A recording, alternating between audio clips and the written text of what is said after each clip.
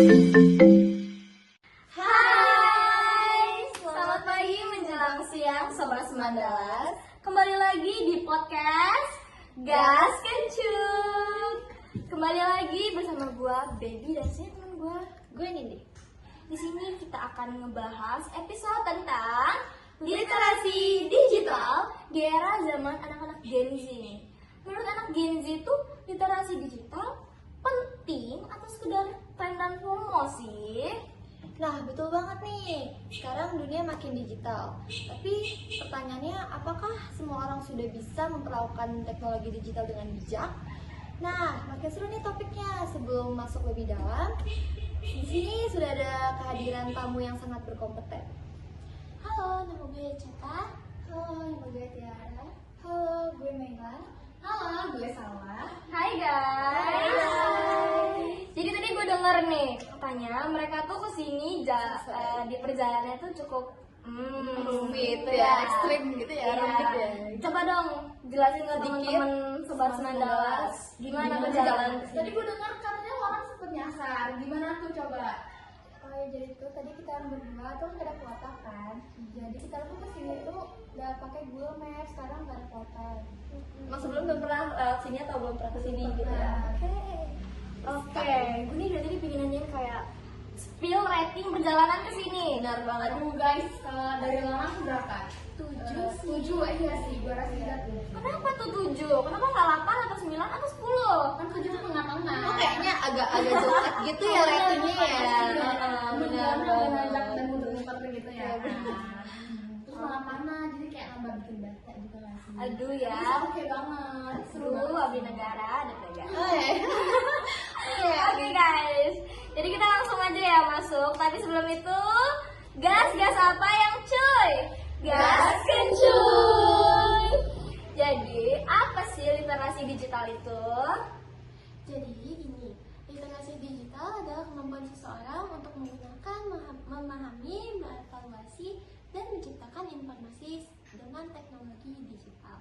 Artinya itu kita nggak cuma bisa pakai HP atau laptop, jadi kita bisa memilah mana informasi yang benar atau hoax. Jadi kita bisa berperilaku aman dan etis saat online. Berarti literasi digital tuh sangat luas ya, bukan sekadar gue bisa main Instagram atau TikTok. Iya betul banget, literasi digital mencakup aspek keamanan, etika komunikasi, dan kreativitas. Oke, selanjutnya ada ciri-ciri nih. Jadi ciri-ciri dari literasi digital itu apa ya? Yang pertama, mampu mengoperasikan perangkat digital dengan benar.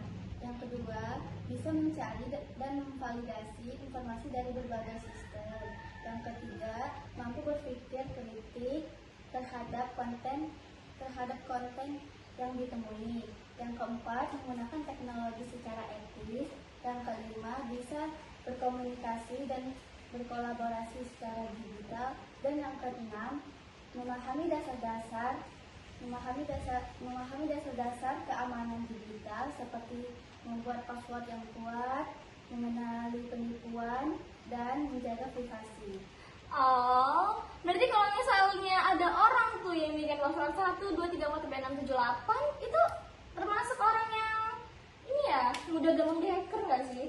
Iya, itu password yang dipakai jutaan orang dan paling mudah ditebak hacker. Oke, sih.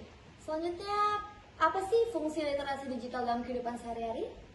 Fungsi literasi digital yang pertama membantu kita mencari dan mengolah informasi secara tepat. Di internet, informasi itu banyak banget, jadi gak semua informasi itu benar. Yang kedua, literasi digital bikin kita berpikir kritis, jadi kita gak gampang kemakan hoax. Ketiga, membantu kita menjaga privasi dan keamanan data. Keempat, sangat mendukung kegiatan belajar dan pekerjaan. Dan yang terakhir, literasi digital mendorong kita menjadi kreatif. Misalnya, membuat konten, desain, atau karya digital lainnya. Ngeri juga ya. Berarti literasi digital itu semacam pelindung diri. Nah, iya benar. Oke, kita udah ngebahas dari pengertian, ciri-ciri, fungsi, dan selanjutnya adalah contoh apa aja sih contoh dari literasi digital itu?